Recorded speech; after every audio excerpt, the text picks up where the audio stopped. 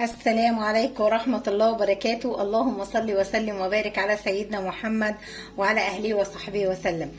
ازيكم عاملين ايه؟ وحشتوني. كل سنة وانتم طيبين. طبعا عملنا مع بعض حلقات التجهيزات. عملنا الصلصة، عملنا العصاير، وعملنا الفول والطعمية، وعملنا المخلل. طبعا ايه بقى؟ عايزين نعمل الطحينة اللي هي اساس سحور رمضان، والسلطات والحاجات الجميلة. طبعا يا جماعة الطحينة غليت مرة واحدة كده، اتجننت. طحينة بكام؟ ب100 جنيه وب90 جنيه. فطبعا ليه واحنا نقدر نعملها في البيت بأقل من كده بكتير جدا، وانضف واحسن كمان. تعالوا نخش معانا على المقادير، بس ما تنسوناش في لايك واشتراك في القناة وتفعلوا الجرس يوصلكم كل فيديوهاتنا الجديدة من مطبخ سلوى.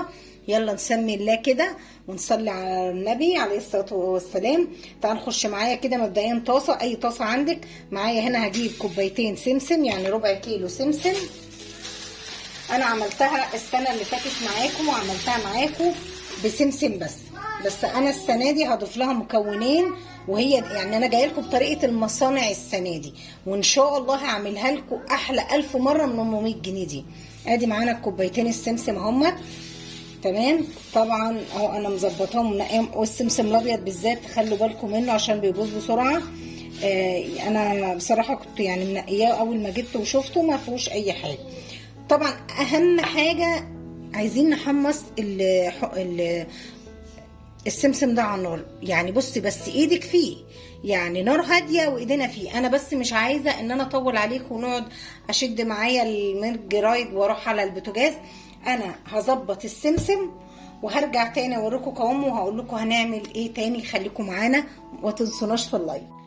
بصوا بقى يا جماعه، انا بصراحه لقيت ان مش هينفع ان انا ما اوريكوش، لان فيها تكه برده هنعملها. فقلت لا، انقل برده المنجرات عشان تبقى تشوفوا بعينيكوا، احسن ما اتكلم، احسن ما تقولوا ايه خدعتنا في حاجه، خشيتنا في. انا بعمل كل حاجه وانا معاكم اهوت. النار هاديه وبقلب. بصوا بقى، لازم السمسم يتحمص. ممكن تيجي تقولي ما اجيب سمسم محمص وخلاص. السمسم لما بيتحمص كده ريحته كده بتبقى حلوه وجميله، وبتيجي نتيجه احسن. ولو قعدت عندك الطحينه شويه ما تبصي. لكن السمسم لو مش متحمص يعني هتبوظ بسرعه ومش هتبقى حلوه ولا ريحتها حلوه. زي ما بقول لكم. بصوا بقى، لو انتوا عايزين الطحينه لونها غامق هنحمصه قوي، عايزينها بيضه هنبتدي بس ان احنا نخلي بس ايه، يعني نحمصه ان ريحته تطلع كده وتحسوه كده ان هو ايه، يعني شمعناه على النار كده زي ما بيقولوا. انا طبعا عايزاها حلوه ابيض، انا عايزاها بيضه يعني، مش عايزاها بصراحه محمر. فريحته طلعت جميله والله. فعلا لازم تحمصوه يا جماعه، ما تقولوش هنجيب الحمص المتحمص وخلاص، لا. لما بنحمصها كده بتدي ريحه وجميله جدا جدا جدا. بصوا بقى، انا حطيت كوبايتين سمسم، هنزل بكوبايه فول سوداني اهو. برضو هنديها عشان بس نطلع منه يعني نطلع منهم الزيوت وكده ونطيرها. هنبتدي اهيت.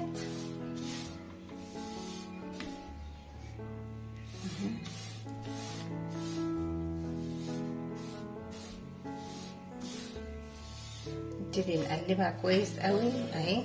لسه برضو معانا المكون التاني، هقول لكم هنعمل ايه اهو.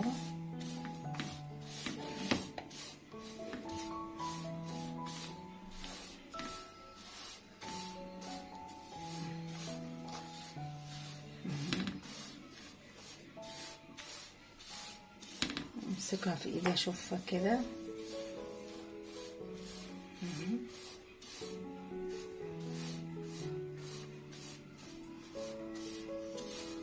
هبتدي برضو انا كل ده الريحه بتاعتهم بتطلع بتبقى جميله تحفه.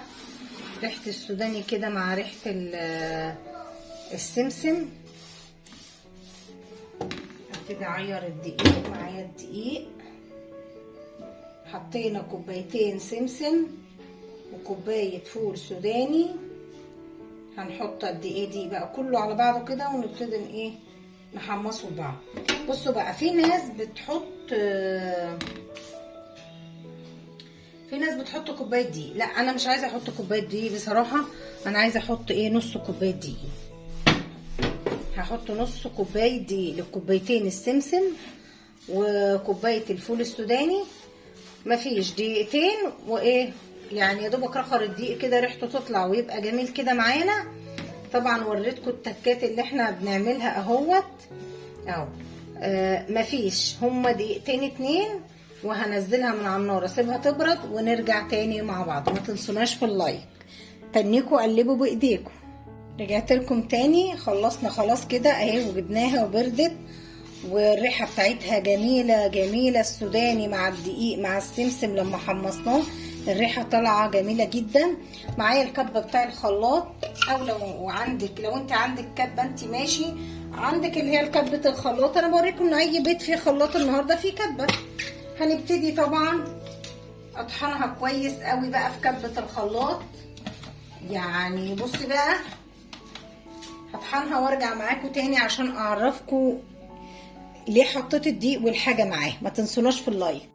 طبعا رجعت معاكم بعد ما طحنتها، شايفين كده اهو. بصوا، عارفين بقى انا عملت معاها الدقيق مع السوداني مع السمسم ليه؟ لما بنطحن السوداني لوحده بيبقى زي العجينه كده ويدوخنا في الايه في الضرب كده. السمسم والدقيق تشربوا الزيت اللي فيه، فضربته حلو اهو ناعم كويس اهو، وبالتالي ما عجنش مني وبهدل لي في الكبه. طب انا هضرب بقى الكميه كلها وارجع تاني معاكم بعد كده. الخطوه التانيه هي طبعا مش هتاخد من ايدينا 10 دقايق. هعمل الخطوه يعني هخلص كل ده ونيجي نعمل الخطوه اللي فاضله مع بعضينا. ما تنسوناش في لايك يا جماعه، كل سنه وانتم طيبين. اللايك بيرفع يعني من الفيديو. ما تنسوش في لايك واشتراك في القناه وتفعلوا الجرس عشان يوصلكم كل فيديوهاتنا الجديده من مطبخ سلوى.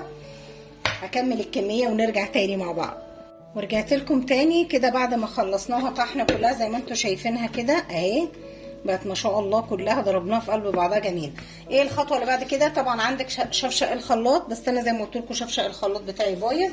عندي الهاند بلندر، فمعايا هنا مثلا اهي اللي هي البوله دي. طبعا خدنا كوبايتين سمسم، كوبايه فول سوداني، نص كوبايه دقيق. هناخد يكون بس عندك زيت حلو، هو اي زيت، بس اهم حاجه يا جماعه ما يكونش له ريحه. بس اي زيت بس ما يكونش له ريحه. هديله كوبايه ونص، ولو عوزت بعد كده هزود. تمام اهو. هعمل خطوه هنا، الخطوه دي لازم لازم لازم، وبتدي يعني الخطوه دي فيها فرق بصراحه فرق يعني في الطحينه. يعني احنا كنا الاول بنحط كله على بعضه ونضرب. لا انا عايزه الزيت اضربه الاول، هيديني نتيجه احسن. اجيب بس برطمان الملح. انا يا دوبك هنزل بذره عارفين ذره الملح يعني ايه اللي بيقولوا عليها ذره كده، بس مفيش غير كده. هنزل اضربها. انا عايزه فوم ابيض كده، لما الزيت يديني الفوم الابيض هخليني اضرب فيها كده اهو. مفيش ثواني يعني اهو، هوجع دماغكم شويه معلش، بس صدقوني والله بيفرق لما الزيت نضربه ويدينا الايه الفوم الابيض. لو شفشق الخلاط عندك هتبقى سهله برضو جدا باذن الله. انا هجيبه لان بصراحه برضو مفيش غنى عن الخلاط، بس انا عايزه اجيب الاصلي بس بتاعه، الشفشق الاصلي بتاع الخلاط.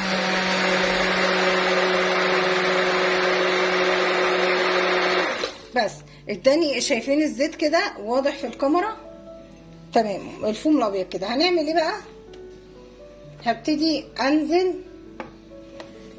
اهو بيه كله. بصراحه انا هنزل بيه كله وهبتدي نضرب بقى كويس. لو الخلاط وتبتدي برضه تضربه وتنزلي بيه كله على بعضه وتبتدي تضربيه. هو الدقيق والفول السوداني هيخليه يتقل معانا، فهضربه كويس قوي وارجع معاكم تاني اوريكم القوام بس عشان الصوت. ورجعت لكم تاني. ثانية واحدة يا سي. ورجعت لكم تاني بعد ما ضربناها. شايفين بقى؟ شايفين طحينة دي بقى ولا مش طحينة؟ هي خفيفة شوية عشان لسه ضاربينها سخنة، انها سخنة بس في بعد يعني دي ما تقعد ساعة كده ولا تقعد في التلاجة شوية هتتقل، وبرده ما تيجي نعملها هتبقى زي الطحينة بالظبط. هنبدأ في فريج جديد. ثواني بس يا ياسو. هبتدي بقى معايا البطرمانات غسلاها ومعقماها كويس قوي اهي.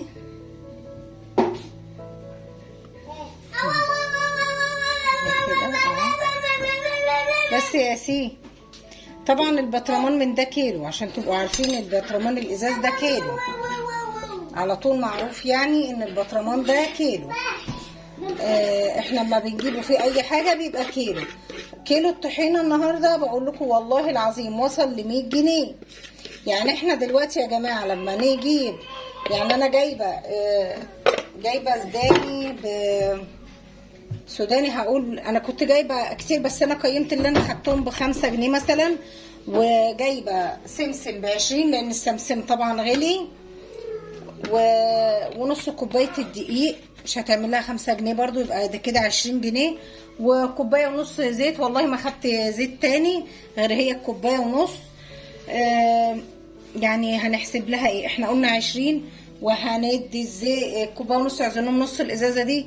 الازازه دي اصلا انا شارياها جايه من الازازه دي عامله لها 28، يعني لو خدت نصها 14 جنيه على ال20 يبقى ادي 4 وعلى 20 يبقى ده 34 جنيه. خلي 40 جنيه مع ان هي 34. والله انا بقول مثلا جبنه اهوت هوزنهم برضو، خليكم معايا. انا كنت مصفره البطرمانات كيلو وربع همت معايا. انت هتشتريه من بره ب100 جنيه، بقى ب100 جنيه كده مقفوله الطحينه. والله عاملينها والله احسن من اللي بره، ودقت طعمها جميله وعاملينها حاجه نظيفه في البيت. طيب انا عملت دلوقتي ب 34 جنيه كيلو وربع، 34 جنيه كيلو وربع. عندك انت بقى كيلو، احسبوها انتوا بقى مع بعض، احسبوها كده شوفوا الفرق هيبقى كام ليكم. طبعا فرق جامد جدا. بس يا ياسين هرجع اقول لكم يا جماعه، اعملوا الحاجه في بيتكم بايديكم ضامنين نظافتها، وفيها توفير جامد جدا والله العظيم. وعملنا طحينه رمضان. كل سنه وانتم طيبين، ويعود عليكم الايام كلها بخير يا رب. ما تنسوناش في لايك واشتراك في القناه وتفعلوا الجرس يوصلكم كل فيديوهاتنا الجديده من مطبخ سلوى. هقول لكم السلام عليكم ورحمه الله وبركاته عشان اروح افترس العيال دي مجننين. السلام عليكم ورحمه الله وبركاته.